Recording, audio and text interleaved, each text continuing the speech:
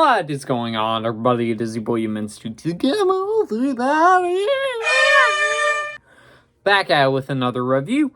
And today we're continuing our Jurassic review series, that of course being the 3 Jurassic Park films, and then the 3 Jurassic World films. All of us will of course be building up to Jurassic World Rebirth. But before getting sexual, beginning of the video, it's up guys, if we're gonna do subscribe if you're new to the channel, because number 1, it's absolutely free, number 2, also maybe I'll be YouTube algorithm recommend the video to more people, and maybe they could join. And do feel free to comment your thoughts on this film down below. But with that being said, guys, let's get right into let's give a quick plot synopsis of the film, shall we? And by the way, we're reviewing Jurassic World. Anyways, so transition. Located off the coast of Costa Rica, the Jurassic World Luxury Resort provides a habitat for an array of genetically engineered dinosaurs, including the vicious and intelligent Indominus Rex. When the massive creature escapes, it sets off a chain reaction that causes the other dinos to run amok. Now it's up to a former military man and animal expert to use his special skills to save 2 young brothers and the rest of the tourists from an all-out prehistoric assault. Alright, so with the first Jurassic World, this was my first ever Jurassic movie I got to see in theaters, actually. I grew up, of course, watching the 3 Jurassic Park movies, so of course that being Jurassic Park, The Lost World, and Jurassic Park 3. But I had not seen them in theaters because obviously when they came out, I wasn't even born yet. But this ended up coming out, and it was my first ever Jurassic movie I was able to see in theaters. And I didn't even see a trailer or anything. So like back when I was younger, I didn't really see any trailers much or anything really. I just waited until it all came out on physical media, basically, with my family getting the Blu-rays or whatever. And then in 2012, the first movie I ever saw in theaters was actually the first Avengers movie. So after that, I started going there regularly and seeing quite a few movies each year.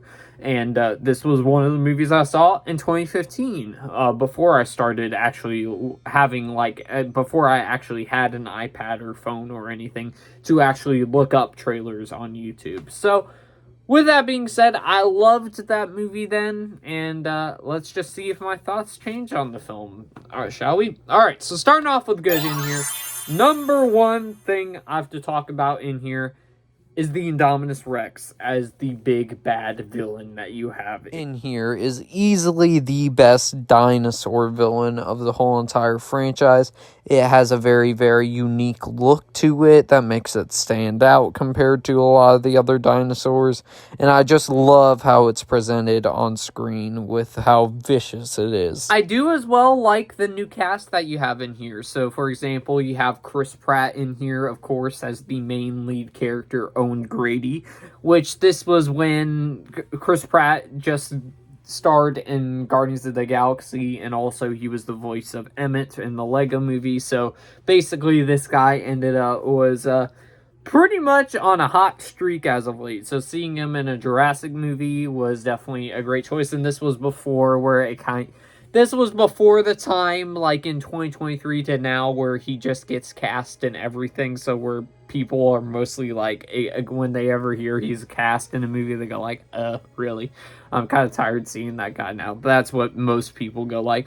But this is during the time where everybody wanted to see more of him. So you got more of him in this role, which I honestly think his character of Owen Grady is pretty neck and neck with Alan Grant for my favorite leading protagonist of the whole entire franchise. You as well do have Bryce Dallas Howard in here as Claire, which she does really, really good in here as well. I believe this is actually her, I was about to say this is her first big movie role, but no, she was in a couple M. Night Shyamalan movies. So she was in Lady in the Water, and then of course she was also in The Village too. So this was not her first big role, and I also forgot she was in Gwen Stacy in Spider-Man 3. You also have Ty Simpkin in here, whom you might recognize from Iron Man 3 as Harley. I think that's what the kid character's name is, I'm pretty sure. And then he's also in the first two Insidious movies, and I think the last one as well.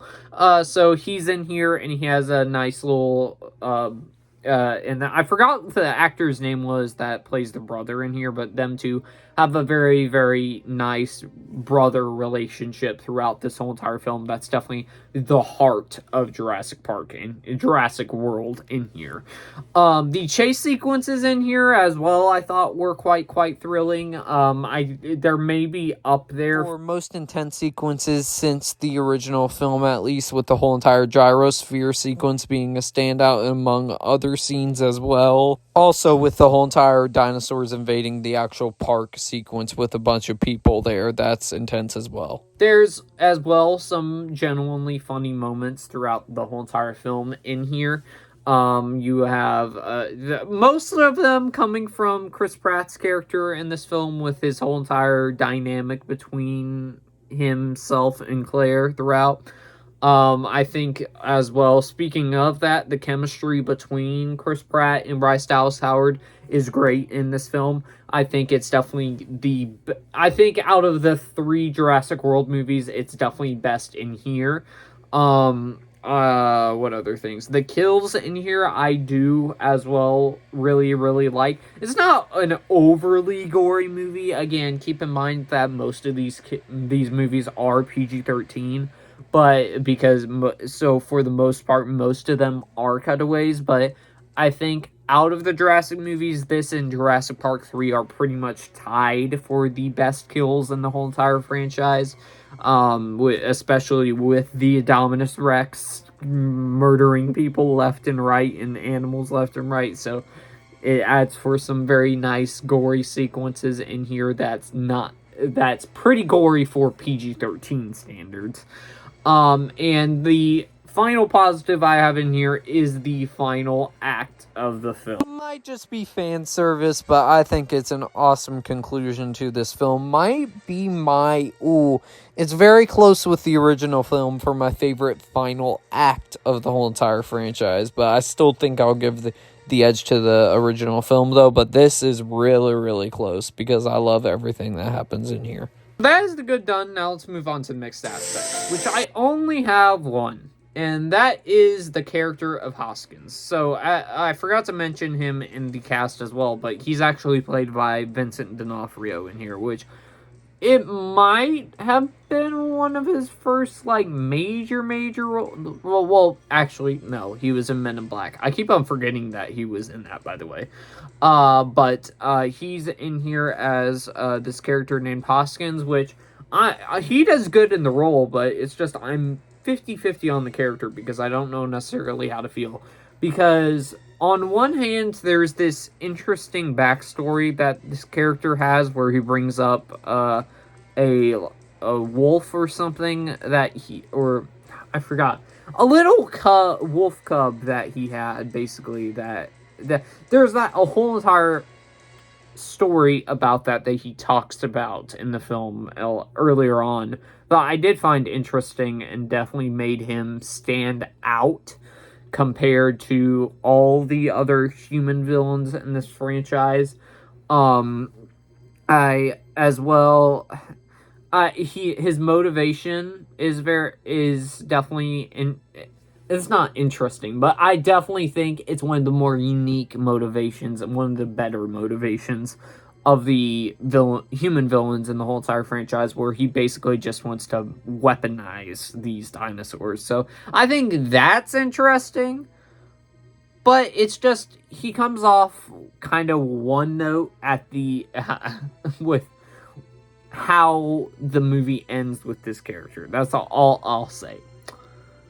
But that's the mix done. Now let's move on to the bad, which I only have two. The first one is very minor because this movie it's fully aware that it is this, but it is a very dumb movie. But as I said before, the movie acknowledges the type of film it's going for with this movie. So it's kind of a positive, kind of negative at the same time. My final negative of the film, and this is probably the only one that I would consider a genuine negative of the film, and that is the callback moments. There's some moments, like for example, in the final act of this movie, I think those callback scenes were cool.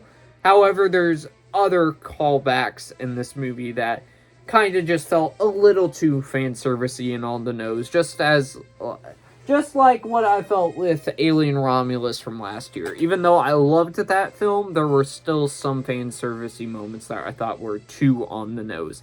And in this film, it does that too, but not as much as Alien Romulus, I think. And I still think the callbacks in the final act definitely make up for it. But, ladies and gentlemen, that is just my thoughts on Jurassic World. Let's bring out the toxic meat. And this gets the toxic goodness and the not toxic, an A-. This is the only film in the Jurassic franchise that I can say, besides the original film, which is my favorite movie of all time, is one that I can say I genuinely love. Because I've always enjoyed Jurassic World for the type of movie it is, the type of dumb stuff that happens in this movie. It's just a lot of fun, and I love the Indominus Rex as the villain, and let's just hope the next two movies in this franchise are as good as this one, if not better. Anyways, as I said before, that's just my thoughts on this film. Be sure to let me know your thoughts on Jurassic World down below. But with that being said, guys, I'll see y'all next one, everybody.